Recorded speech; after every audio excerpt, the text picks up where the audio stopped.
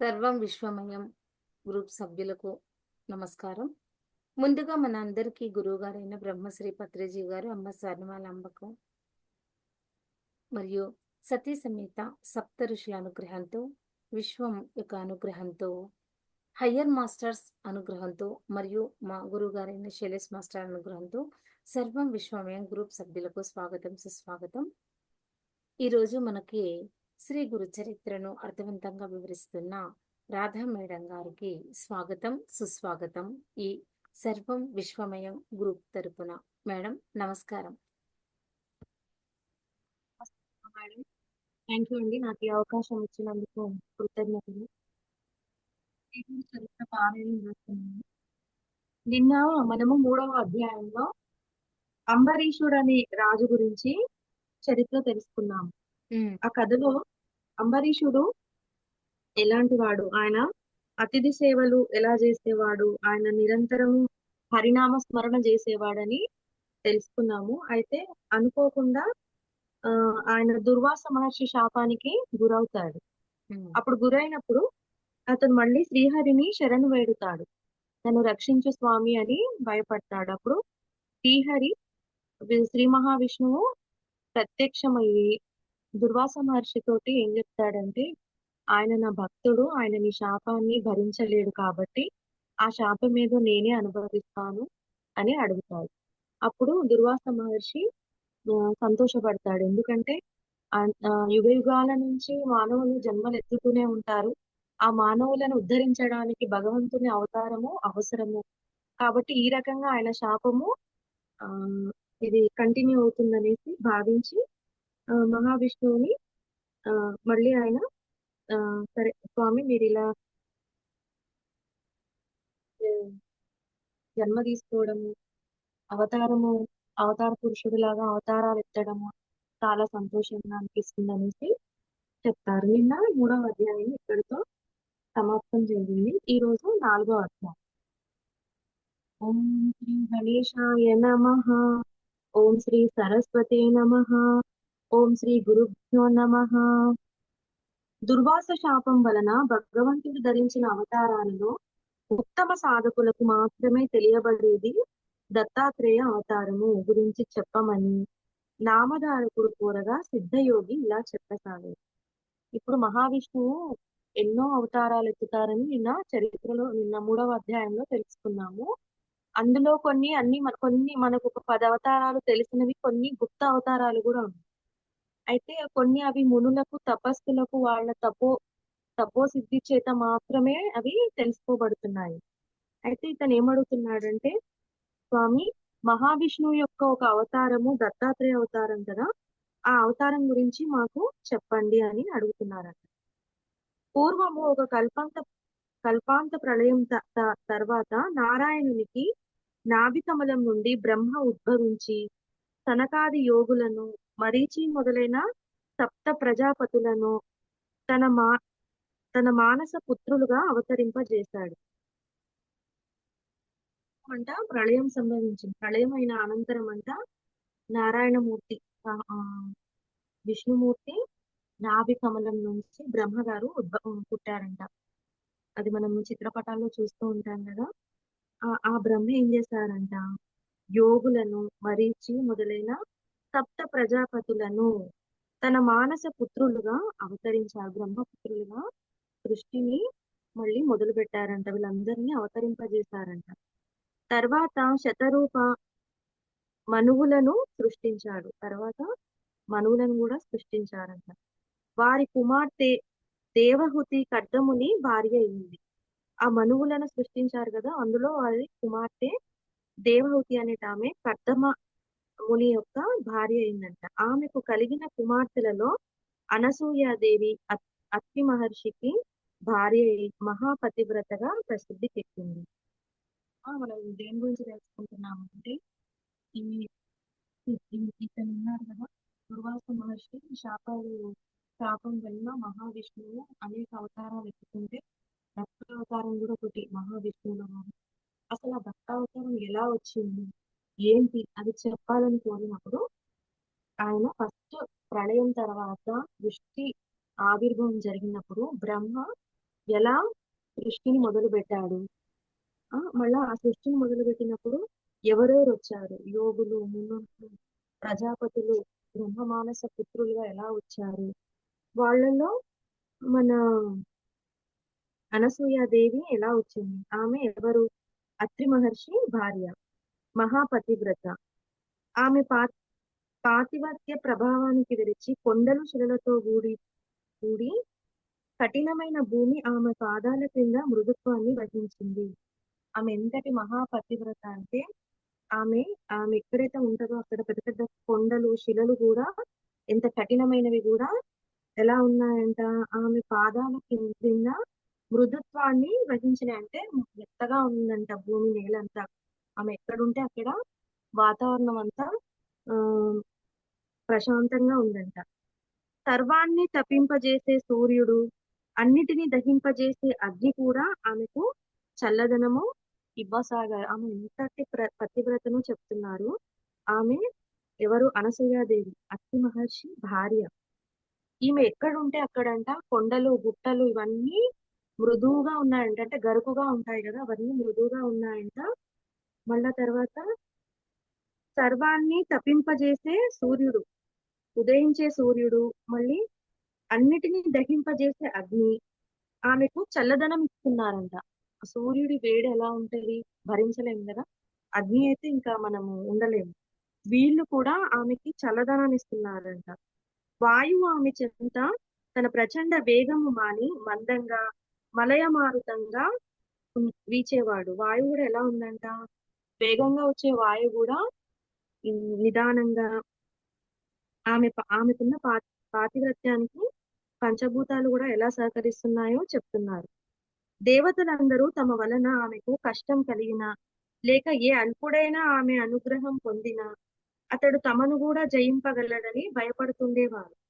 ఇప్పుడు దేవతలందరూ ఇంతటి పతివ్రత కాబట్టి ఆమెకి ఏదైనా కష్టం కలిగితే మనమందరము బాధపడాలి, మనమందరం తట్టుకోలేము కదా అన్నట్టుగా ఆలోచిస్తున్నారంట.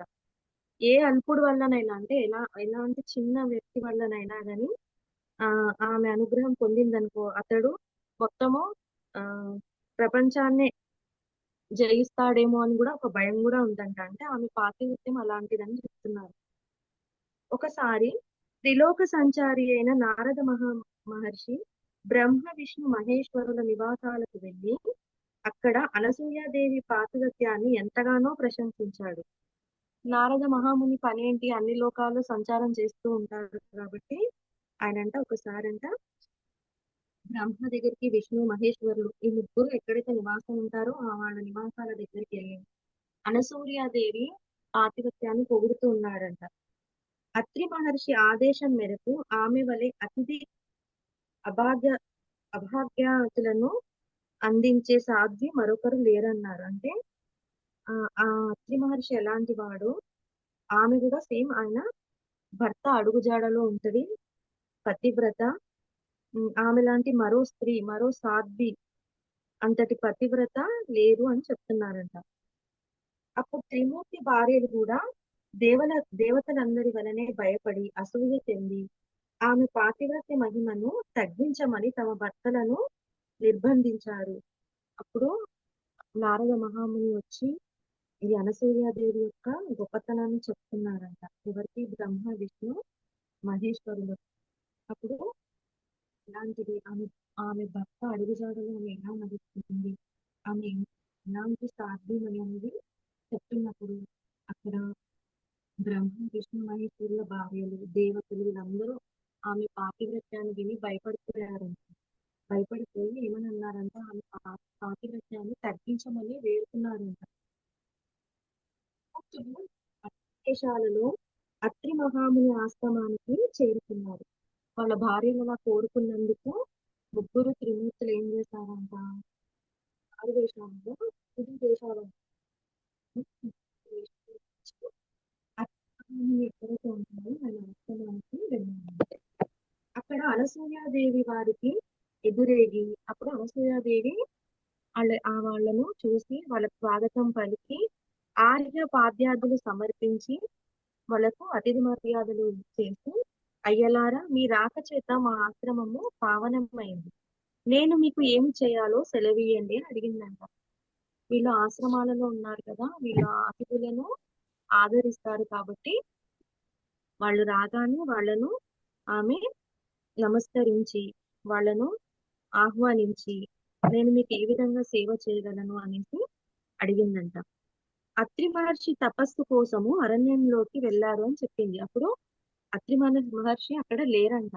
ఆయన తపస్సు చేసుకోవడానికి అడవిలోకి అరణ్యంలోకి వెళ్ళారు అని చెప్తుందంట. అప్పుడు ఆ అతిథులు ఏమన్నారంట, అమ్మా మాకెంతో ఆకలిగా ఉన్నది, నీ భర్త ఎప్పుడు వస్తారో చెప్పలేము కదా, మాకు వెంటనే భోజనం పెట్టు అన్నారు. వీళ్ళు ముగ్గురు వచ్చి ఏమన్నారంట, సరే అమ్మా, మేము ఆకలితో ఉన్నాము, మా ముగ్గురికి మీరు భోజనాలు పెట్టండి, మీ భర్త ఎప్పుడు వస్తారో మాకు తెలియదు, మాకు మాత్రం ఇప్పుడు ఆకలిగా ఉంది అనేసి అడుగుతున్నారంట. అప్పుడు వారు, సాధ్వి నీకు మాత్రం ఆతిథ్యం ఇస్తానన్న మాట ఇచ్చావు, కానీ మాదొక షరతు ఉంది.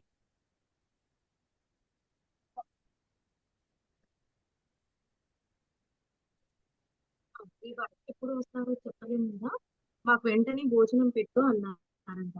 ఆమె లోపలికి వెళ్ళి విస్తళ్ళు వేసి అయ్యలారా భోజనానికి దయచేయండి అని ప్రార్థించిందంట. వాళ్ళు అడగగానే ఈమె లోపలికి వెళ్ళి విస్తర్లు వడ్డించి ఆ అన్నం పెట్టడానికి రెడీగా ఉందంట. అప్పుడు వాళ్ళు ఏమన్నారంట, నీవు మాత్రము ఆతిథ్యం ఇస్తామన్న మాట ఇచ్చావు, కానీ మాదొక షరతు ఉంది. వాళ్ళు ఒక కండిషన్ పెట్టారంట. అదేంటంటే, నీవు కట్టుకున్న గుడ్డలు విడిచి నగ్నంగా వడ్డిస్తేనే మేము భోంచేస్తాము, లేకుంటే ఇలా ఆకలితోనే వెళ్ళిపోతాము అన్నారు. అయితే ఈమె మా వారు ఇంట్లో లేరు, ఆయన అరణ్యానికి వెళ్ళారు, తపస్సు చేసుకోవడానికి వెళ్ళారని సాధారణంగా మునులతో మాట్లాడుతుంది, అక్కడికి వచ్చిన అతిథులతో మాట్లాడుతుంది. అప్పుడు వాళ్ళేమన్నారు, అమ్మ మీ భర్త ఎప్పుడు వస్తారో మాకు తెలియదు కానీ మాకు చాలా ఆకలిగా ఉంది, మాకు అన్నం పెట్టండి అని అడుగుతున్నారు. అడిగినప్పుడు అయితే సరే అని చెప్పి ఏం చేసింది, వాళ్ళని కూర్చోబెట్టి విస్తర్లు వేసి వడ్డిస్తుంది. అయితే అప్పుడు వాళ్ళు ఏం చెప్పారంట, ఒక షరతు పెట్టారంట. అదేం షరతు అంటే, నీవు మామూలుగా ఇలా వచ్చి వడ్డించడం కాదు, నువ్వు కట్టుకున్న గుడ్డలు విడిచి నగ్నంగా వచ్చి వడ్డిస్తేనే మేము భోజనం చేస్తాము అన్నారట, లేకుంటే ఇలానే ఆకలితో తిరిగి వెళ్ళిపోతాము అన్నారు. వారు ఆకలితో వెళ్ళిపోతే ఆమె అత్రి మహర్షి ఆదేశాన్ని మీరినట్లవుతుంది. ఇక్కడ మునులు ఋషులు వీళ్ళందరూ పతివ్రతలు, వాళ్ళ భార్యలు, ఆశ్రమ ధర్మాన్ని పాటించే వాళ్ళు, వాళ్ళ భర్త అడుగుజాడలో నడిచే వాళ్ళు. వీళ్ళు ఎలా ఉంటారంటే అతిథి మర్యాదలకు ఎలాంటి భంగం కాకుండా చూసుకుంటారు.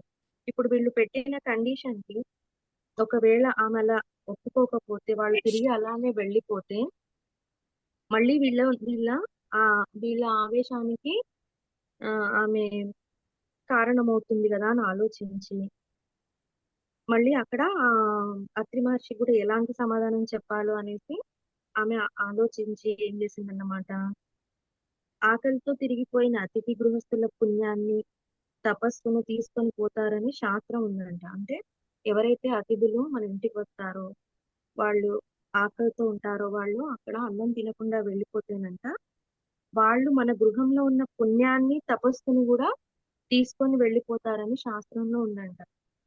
కాబట్టి ఎప్పుడైనా మనకు ఒక విషయం చెప్తారు ఏంటంటే, ఆకలితో ఉన్న వాళ్ళకి ఆడు శత్రువు మిత్రువు అని కూడా చూడకుండా అన్నం పెట్టాలని చెప్తారు. కానీ పరపురుషుల ఎదుట నగ్నంగా వస్తే పాతివ్రత్యం భంగం అవుతుంది. ఇప్పుడు వీళ్ళు పెట్టిన కండిషన్ ఏంటి, ఆమె మామూలుగా వచ్చి భోజనం వడ్డిస్తే తినమని చెప్తారు కాబట్టి వాళ్ళు ఎలా కోరుకున్నారు, ఆమె నగ్నంగా వచ్చి భోజనం పెట్టాలి కదా అనుకుంటున్నారు. అయితే ఇప్పుడు ఈమె ఎలా వెళ్తది, వాళ్ళు పరపురుషులు, వాళ్ళు ఎవరో తెలియదు మీకు, వాళ్ళు ఎదుట నగ్నంగా వస్తే ఏమవుతుంది, ఆమె పాతివ్రత్యం దెబ్బతింటది. ఎవరైనా చూస్తే ఇక్కడ తప్పు జరిగినట్టుగా ఉంటుంది కదా, అలా పరస్పర విరుద్ధమైన ధర్మాల మధ్య తనను చిక్కించుకోదలిచిన అతిథులు సామాన్యులు గారని ఆమె వెంటనే గ్రహించింది. ఒక క్షణంలో ఆమె ఆలోచించింది అసలు ఏం జరుగుతుంది అని. అప్పుడు ఏమంటుంది, వీళ్ళు సామాన్యులు కాదు, వీళ్ళు ఇలాంటి కండిషన్ నాకు పెట్టినారు కాబట్టి ఆ ఇది ఇదేదో మాయ ఉంది అనేసి ఆమె, వచ్చిన వాళ్ళు కూడా మామూలు మనుషులు కాదు, ఈ అతిథులు ఎవరు అనేసి ఆమె ఆమె ఆలోచించసాగిందంట. వారి విచిత్రమైన షరతుకు ఆమె తనలో తానే నవ్వుతుందంట. మళ్ళీ తను తన దివ్య దృష్టితో ఆలోచించి, ఆహా! వీళ్ళు ఒక విచిత్రమైన కోరిక కోరారని నవ్వుతుందంట. తపోక్తైన అత్రి మహర్షి వలన పవిత్రురాలైన నాకు కామ భయము లేదు. నేను ఎలాంటి దాన్ని అంటే, అత్రి మహర్షి తపస్సుకి తపస్సుకి పవిత్రమైన దానిని. తపోమూర్తి అయిన అత్రి మహర్షి తపస్సుకి పవిత్రురాలునైన నాకు కామ భయం లేదు. నేను అలా నగ్నంగా వడ్డించడం వల్ల నాకేమీ భయం లేదు. నేను అత్రి మహర్షి ఆయన చాలా ఉమ్, తను తపస్సు చేసే యోగీశ్వరుడు.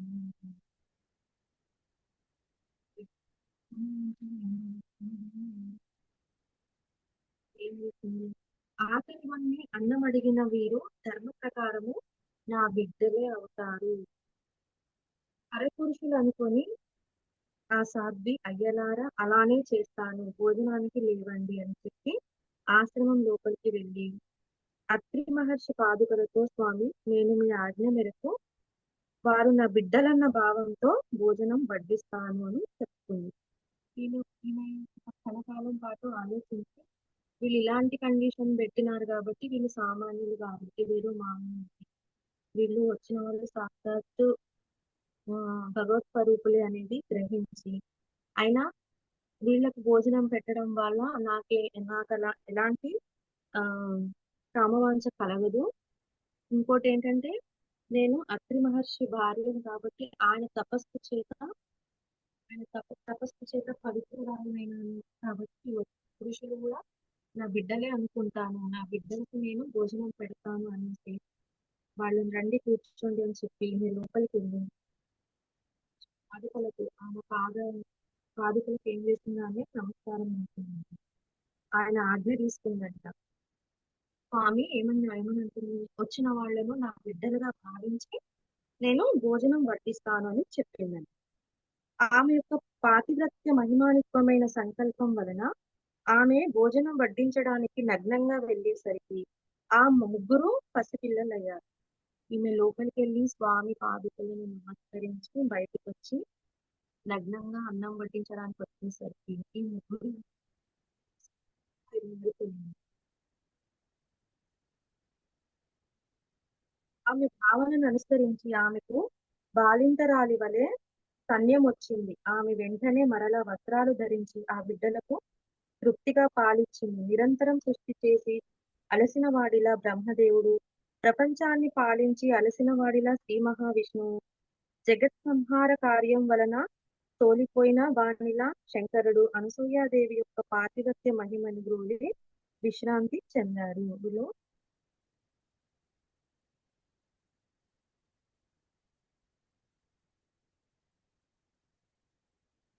లాగా మారిపోయారంట.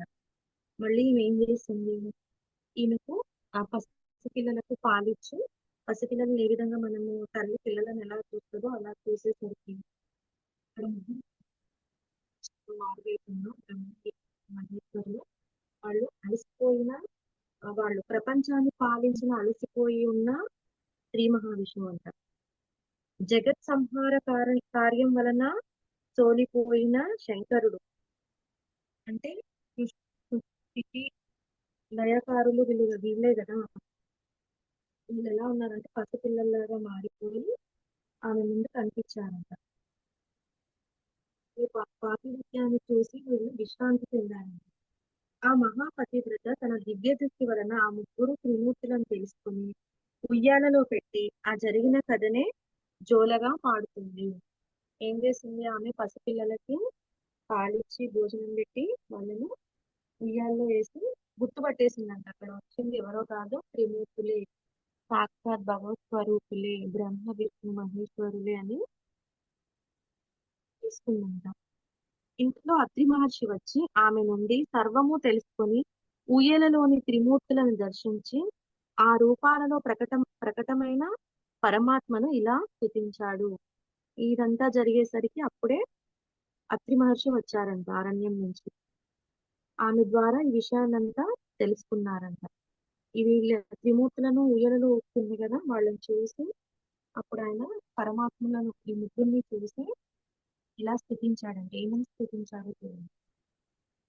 ఓ మహావిష్ణువు, నువ్వు దయకారుడవు, జగత్సాక్షివి, విశ్వమయుడవు, విశ్వధారుడవు. ఓ పరమేశ్వర, నీవు సహజంగా ఒక్కడివే అయినా నీ లీలల చేత త్రిమూర్తి త్రిమూర్తులుగా మారి క్రీడిస్తున్నావు.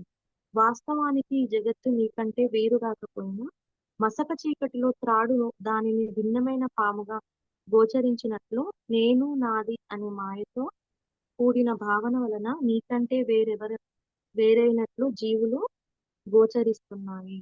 ఏం చెప్తున్నాడు అత్రి మహర్షి? ఈ ముగ్గురిని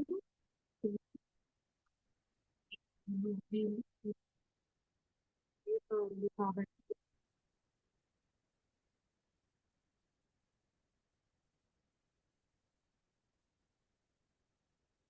మయుడు విశ్వాన్నంతటిని విశ్వమంతటా వ్యాపించి ఉన్నవాడివి విశ్వధారుడు. మళ్ళీ పరమేశ్వరుడు అంటున్నాడు, నీవు సహజంగా ఒక్కడివి కానీ అనేక మూర్తులుగా ఉద్భవించావు, నువ్వే లయకారుడు. ఒక్కొక్కరిని స్తుతిస్తూ ఏం చెప్తున్నాడంటే, నేను నాది అనే మాయతో కూడిన భావన వల్ల జీవులన్నీ గోచరిస్తున్నాయి. భూమి మీద వచ్చిన ప్రతి ఒక్కరూ ఒక మాయచే ఉంటారు. అదేంటంటే నేను నాది అనే మాయలోనే ఉండిపోయి పరమాత్మని తెలుసుకోకుండా అలాగే ఉంటారు. కాబట్టి ఈ త్రిమూర్తులు అవతారం ఎత్తుతూనే ఉంటారు. ఊయలలోని పిల్లలు హాయిగా నిద్రపోతున్నారు. త్రిమూర్తులు ఆ స్తోత్రానికి తృప్తి చెంది తమ నిజ రూపాలతో కూడా ప్రత్యక్షమై వరం కోరుకోమన్నారు. త్రిమూర్తులు వచ్చి కూడా మనకి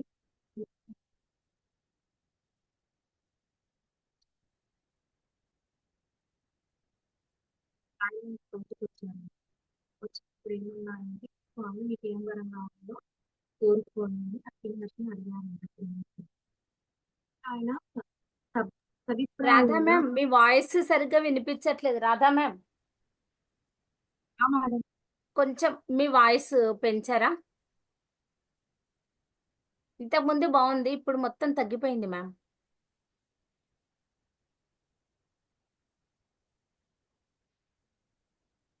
మూర్తులంట వాళ్ళ నిజ రూపాలలో ఆ, ప్రత్యక్షమయ్యారంట. ఓకేనా మేడం?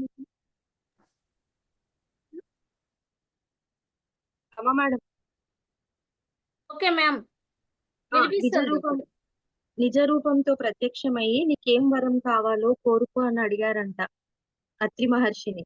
అప్పుడు ఆయన ఆ స- సాభిప్రాయంగా భార్య వైపు చూసి, సాధ్వి, వీరు మనస్సు చేత కూడా పొందడానికి వీలు కాని వారు. మనం అనుకున్న తడువుగా వీరు ప్రత్యక్షం కారు. అయినా నీ భక్తి వలన ఇలా వచ్చారు. భార్యతో అంటున్నారంట. అత్రి మహర్షి అనసూయాదేవితో మాట్లాడుతున్నారు. ఏమని చెప్తున్నారంటే, నీ భక్తి వలనే వీళ్ళు ఇలా వచ్చారు కాబట్టి నీ అభిష్టం ఏమిటో నివేదించుకో. ఆయన భార్యకే వదిలేశాడంట. నీకేం కావాలో కోరుకో స్వామివారిని అని అన్నాడంట. అప్పుడు అనసూయాదేవి, స్వామి, ఈ సృష్టి యొక్క వికాసం కోసమే మీరు భగవంతుని చేత సృష్టించబడ్డారు కదా, కనుక ఈ మూడు మూర్తులుగా ప్రత్యక్షమైన వీరిని పుత్రులుగా పొంది మీ అవతార కార్యము నెరవేర్చుకోవడమే నా అభిష్టము అంది. అంటే స్వామివారి ఏం వరం కావాలో అనేసి అత్రి మహర్షిని అడిగినప్పుడు ఆయన భార్యను చూసి, వీళ్ళు ఆ త్రిమూర్తులు అసలు కోరినంతనే ప్రత్యక్షం అవ్వరు, కేవలము నీ పాతివ్రత్యం చేత నీ భక్తి వలన వీళ్ళు మనకు ప్రసన్నమయ్యారు. కాబట్టి నీకే అడుగుతున్నాను, నువ్వు నీకే వరం కావాలో కోరుకో అని అడిగితే ఆమె ఏం చెప్పిందంట, వీళ్ళను ఈ సృష్టి వికాసం కోసమే కదా మనము ఈ భగవంతుడు సృష్టిస్తున్నారు. కాబట్టి ఈ ముగ్గురు మూర్తులు ప్రత్యక్షమై వీరిని పుత్రులుగా పొంది మీ అవతార కార్యము నేర్చుకోవడమే నా అభిష్టము. ఈ ముగ్గురు కలిసి మనకొక పుత్రుడిగా జన్మించాలని ఆమె కోరుకుందంట. అత్రి మహర్షి సంతోషించి, మీరు మాకు పుత్రులుగా పుట్టి మమ్మల్ని ఉద్ధరించండి అని కోరాడు. అప్పుడు వారు, మహర్షి, మమ్ము నీకు సంపూర్ణంగా దత్తం చేసుకున్నాము.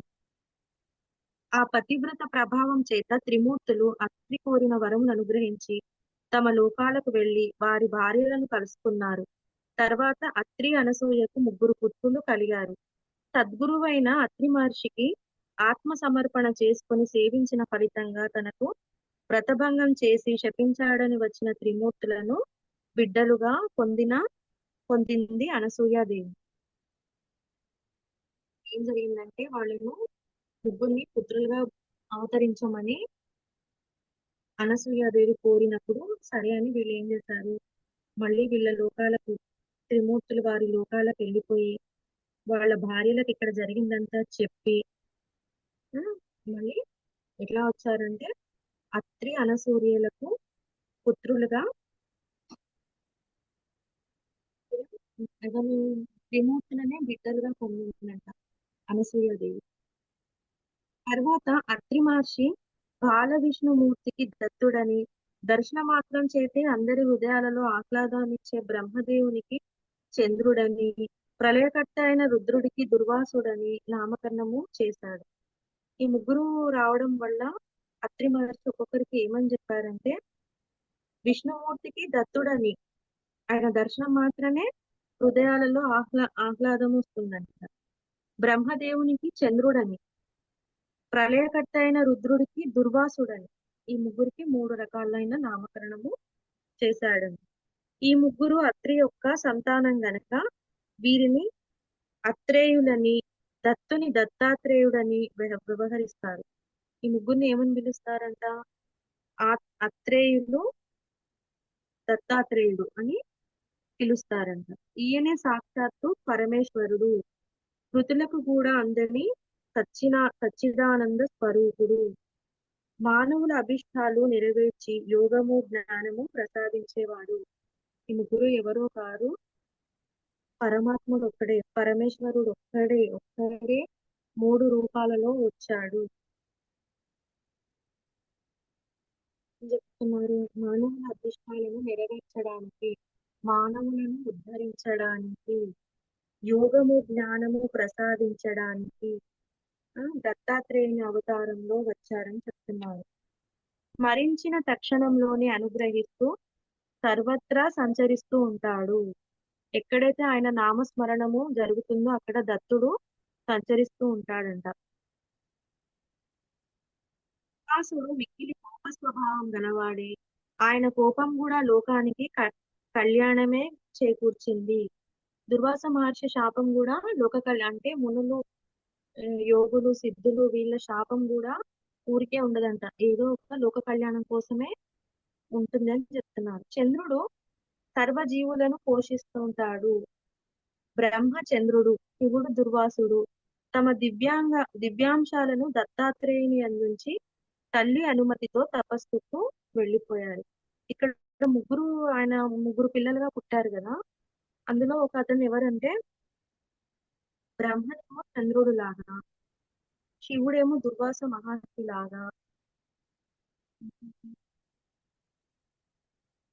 విష్ణుడేమో దత్తాత్రేయుడు లాగా, ఇట్లా ముగ్గురు వచ్చేసారు కాబట్టి వీళ్ళు ఏం చేశారంట, ఆ చంద్రుడు, దుర్వాసుడు వీళ్ళిద్దరూ ఏం చేశారు, దత్తాత్రేయుని యందు తల్లి అనుమతితో తపస్సుకి వెళ్ళిపోయారంట. దత్తాత్రేయుని నుంచి తల్లి అనుమతితో తపస్సుకి వెళ్ళిపోయారు. అలనాటి దుర్వాస శాపం వల్లనే పరమాత్మ అయిన శ్రీదత్తుడు శాశ్వతంగా భూమి మీద సంచరిస్తూ భక్తులను గ్రహిస్తూ ఉంటారంట. మొదటి నుంచి మనం చదువుకుందే కదండి, దత్తాత్రేయ స్వామి భూమి మీద సంచరిస్తూనే ఉన్నారంట ఆ రోజు నుంచి ఈ రోజు వరకు. అసలు ఆయన అవతరించిందే అందుకు, స్వామివారు వచ్చిందే అందుకంట. స్థూల దృష్టికి అలా కనిపించిన నిజానికి ఇతర అవతారాలు తమ కార్యం తీరగానే శరీరాలు త్యాగం చేసి వైకుంఠానికి వెళ్ళిపోయినట్లు భగవంతుడు ఈ దత్తావతారంలో చేయడు. ప్రతి ఒక్క అవతారం ఎలా ఉంటుందంటే, అవతార పురుషులు జన్మించి వారు వచ్చిన పని ముగియగానే వెళ్ళిపోతారు. కానీ దత్తావతారం అలా కాదంట. శ్రీరాముడు రావణాది రాక్షస సంహారం కోసము, శ్రీకృష్ణుడు దుర్యోధనాది దుష్టులను సంహరించి భూభారం తగ్గించడానికి అవతరించారు. ఆ కార్యాలు తీరగానే ఆ ఇద్దరు తమ శరీరాలను వదిలి వెళ్ళిపోయారు. రాముడు వచ్చిన పని ఏంటి, రాముడు త్రేతాయుగంలో వచ్చి ఏం చేశాడు?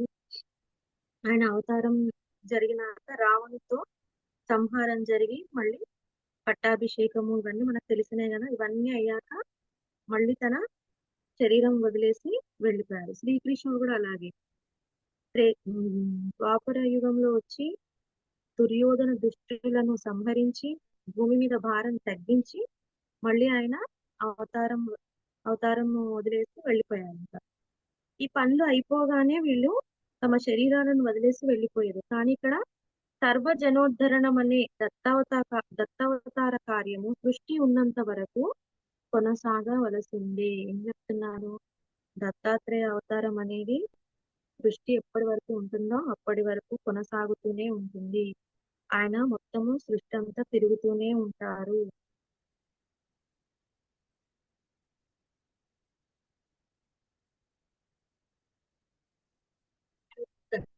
దత్తాత్రేయ అవతార త్యాగం చేయకుండా నిత్యము భూమిపై సంచరిస్తూ ఉంటారు. దత్తాస్వామి అంట ఆయన అవతార త్యాగం అనేది చేయడంట. ఆయన శరీరాన్ని వదిలి వెళ్ళిపోడంట, భూమి మీదనే తిరుగుతూ ఉంటాడంట. శ్రీ దత్తాత్రేయుడే ఆది గురువు.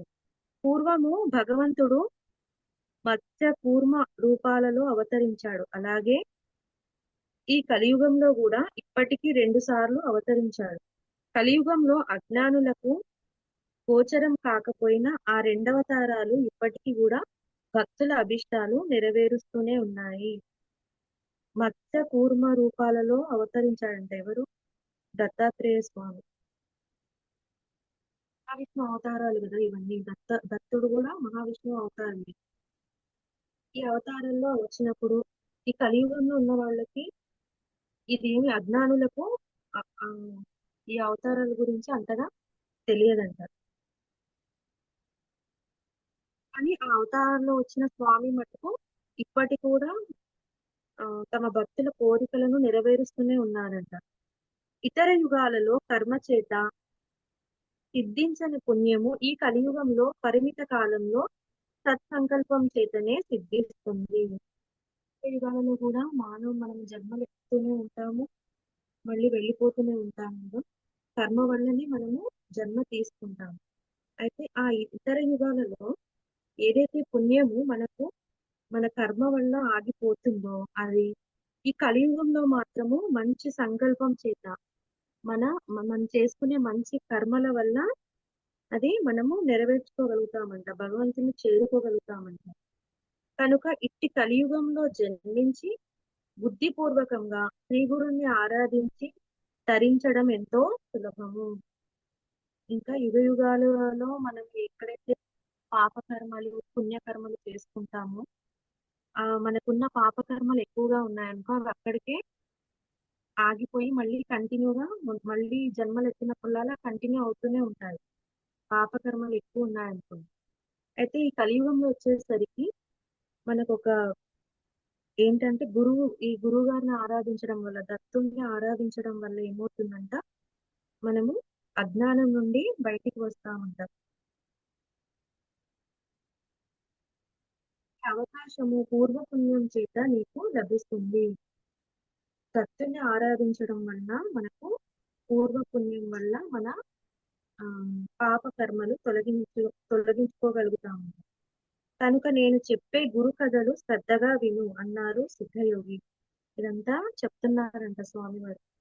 నామధారకుడు దత్తావతారం గురించి విని ఆనందించి, ఆహా, అలనాటి అనసూయాదేవి పాతివ్రత్యం వలన మానవాళికి గురు పరంపర, అందువలన మా వంటి అజ్ఞానులకు మీ వంటి గురువు యొక్క కృప లభించాయి అన్నాడు. కథలో మనం ఏం చదువుతున్నామంటే దత్తాత్రేయ అవతారం ఎలా వచ్చింది, ఈ గురువు అంటే ఏంటి, గురువుని సేవించడం వల్ల ఏం జరుగుతుంది, అనుగ్రహం వల్ల ఈ విధంగా మానవుడు పుడుతూనే ఉన్నాడు, మరణిస్తూనే ఉన్నాడు. కానీ మనం చేసుకున్న కర్మల వలన మన పాపము మన పుణ్యము లెక్కబెట్టారు కాబట్టి ఈ గురువు రాధా మేడం వాయిస్ వినబడతలేదు.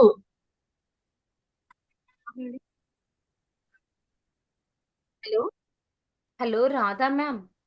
ఆ, వాయిస్ వినిపించట్లే. రాను రాను మొత్తం స్లో అయిపోయింది మ్యామ్. ఉందండి.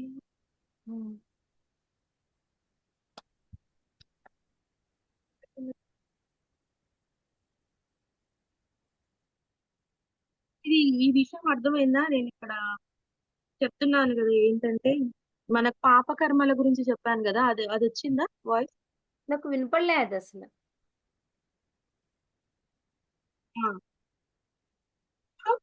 ఓకేనా? ఆ,